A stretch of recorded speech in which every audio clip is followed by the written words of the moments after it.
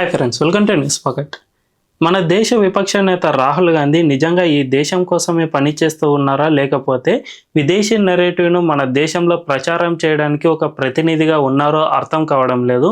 రీసెంట్గా parliament budget సమావేశాల ధన్యవాద తీర్మానంలో రాహుల్ గాంధీ చైనాకు అనుకూలంగా పార్లమెంట్లో కొన్ని కీలక వ్యాఖ్యలు చేశారు. అవేమిటంటే, చైనా డోక్లాం విషయంలో మన దేశ భూభాగాన్ని ఆక్రమించుకుంది. ఈ విషయాన్ని దేశ మాజీ సిడిఎస్ ఎంఎం నరవానే సైతం తన బుక్లో వెల్లడించారు. కానీ ఆ పుస్తకం ఇప్పటి వరకు బయటికి రాలేదు. ఎందుకంటే దీన్ని విడుదల చేయకుండా కేంద్ర ప్రభుత్వం అడ్డుకుంటోంది. కానీ నేను ఆ విధంగా అడ్డుకునే ప్రయత్నం చేయను. ఇందులోని విషయాలను బయట చెప్పేందుకే నేను ప్రతిపక్ష నేతగా ఉన్నాను కాబట్టి ఈ విషయాలను వెల్లడిస్తూ ఉన్నాను.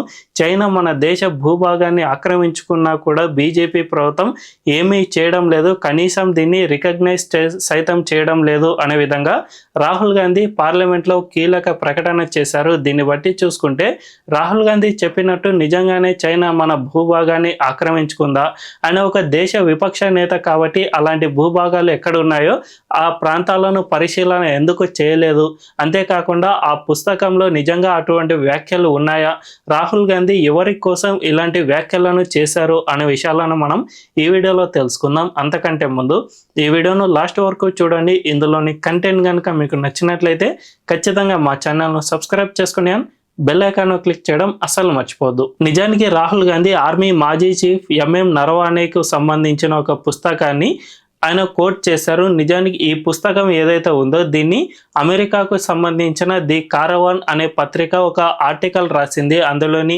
కొన్ని కోట్స్ను కోట్ చేస్తూ దీన్ని ఒక నరేటివ్ను క్రియేట్ చేసే విధంగా ఆ ఆర్టికల్ను ప్రచురించింది. రాహుల్ గాంధీ సరిగ్గా అమెరికాకు సంబంధించిన పత్రిక రాసిన ఆర్టికల్ను తీసుకొచ్చి మన దేశ పార్లమెంట్లో ప్రదర్శిస్తూ ఈ ఆర్టికల్ను బట్టి చూసుకుంటే చైనా మన దేశ భూభాగాలను ఆక్రమించింది.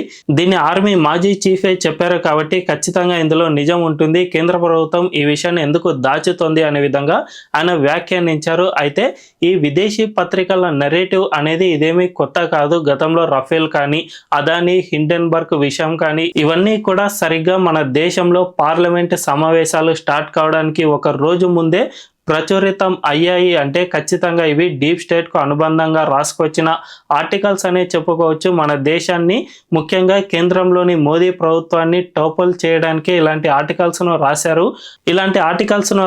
వీటిని రాహుల్ గాంధీ మన దేశంలో ప్రచారం చేయడంతో ఈ దేశంలో ఒక విదేశీ నెరేటివ్ను స్ప్రెడ్ చేయడానికి ఆయన అనుకూలంగా ప్రవర్తిస్తున్నట్టు స్పష్టంగా చెప్పుకోవచ్చు.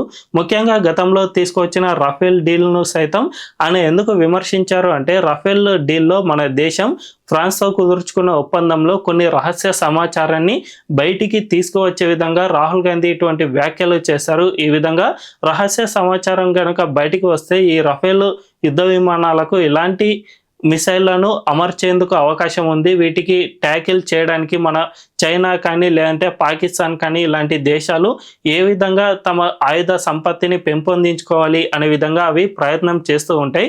సో ఇవన్నీ ప్రయత్నాలు జరగాలి అంటే ముఖ్యంగా రఫేల్ యుద్ధ విమానాలను ట్యాకిల్ చేయాలి అంటే వీటికి సంబంధించిన రహస్య సమాచారం అనేది బయటికి రావాల్సిన అవసరం ఉంటుంది. అందువల్లనే రాహుల్ గాంధీ ఇక్కడ విపరీతంగా దీనిపై ప్రచారం చేస్తూ అసలు వాటికి అమరుస్తూ ఉన్న ఈ క్షిపణులు ఏమిటి, ఎటువంటి క్షిపణులను మీరు అమరుస్తూ ఉన్నారు, వీటికి అయ్యే ఖర్చు ఎంత అనే విధంగా అనే డీటెయిల్స్ను రాబట్టేందుకు ప్రయత్నాలు చేశారు. చివరికి ఇది సుప్రీంకోర్టుకు వెళ్ళగా సుప్రీంకోర్టు ఒకే మాట తేల్చి చెప్పింది, దీనికి సంబంధించిన రహస్యాలు ఎట్టి పరిస్థితుల్లోనూ బయట పెట్టే అవకాశమే లేదు. ఇదే గనక జరిగితే భారతదేశానికి వ్యతిరేకంగా ఇది చేసినట్లే ఆర్మీ రహస్యాలను బయట పెట్టడం అంటే దేశద్రోహం కిందికే వస్తుంది అని సుప్రీంకోర్టు గతంలో కొన్ని కీలక వ్యాఖ్యలు సైతం చేసింది. సో మొత్తంగా చూసుకుంటే రాహుల్ గాంధీ ఇప్పటికీ కూడా మన భారతదేశంలో విపక్ష నాయకుడిగా ఉన్నా కూడా ఆయన ఎక్కువగా చైనా లేకుంటే అమెరికాకు సంబంధించిన డీప్ స్టేట్కు అనుకూలంగానే మాట్లాడారు అని స్పష్టంగా అర్థమవుతుంది. చైనాకు సంబంధించి కాంగ్రెస్ పార్టీ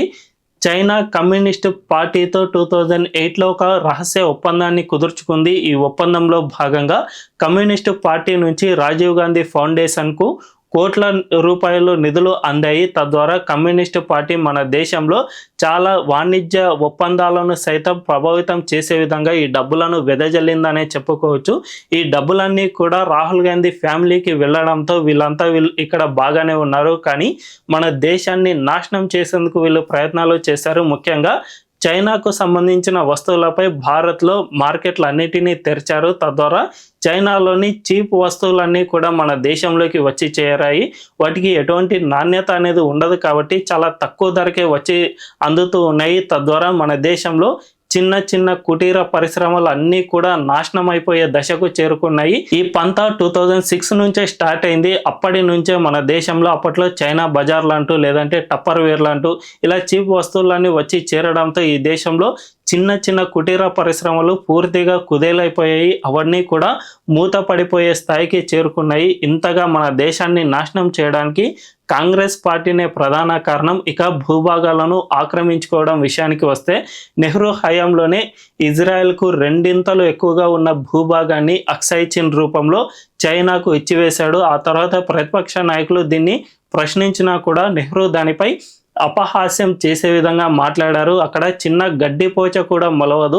సో అలాంటి ప్రాంతాలు మనకు ఎందుకు, వాటిని వదిలేసుకుందాం అనే విధంగా ఆయన మాట్లాడారే తప్ప ఎక్కడా కూడా వాటిని తిరిగి స్వాధీనం చేసుకునే ప్రయత్నం సైతం చేయలేదు. అంటే కాంగ్రెస్ పార్టీ మన దేశానికి సంబంధించిన భూభాగాలను ఎంతగా విదేశాలకు దారాదత్తం చేసిందో అర్థం చేసుకోవచ్చు. ఇక డీప్ స్టేట్కు అనుబంధంగా సైతం రాహుల్ గాంధీ పనిచేస్తూ ఉన్నారు.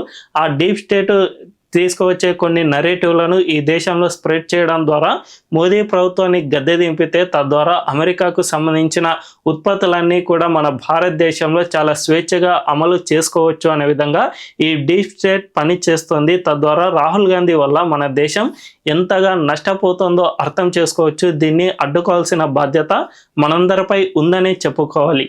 మరి ఈ విషయంపై మీ అభిప్రాయం ఏంటో కామెంట్ల రూపంలో తెలియజేయండి. అండ్ ఈ వీడియో కనుక మీకు నచ్చినట్లయితే ఖచ్చితంగా మా ఛానల్ను సబ్స్క్రైబ్ చేసుకొని బెల్ ఐకాన్ను క్లిక్ చేయడం అస్సలు మర్చిపోవద్దు. Thank you.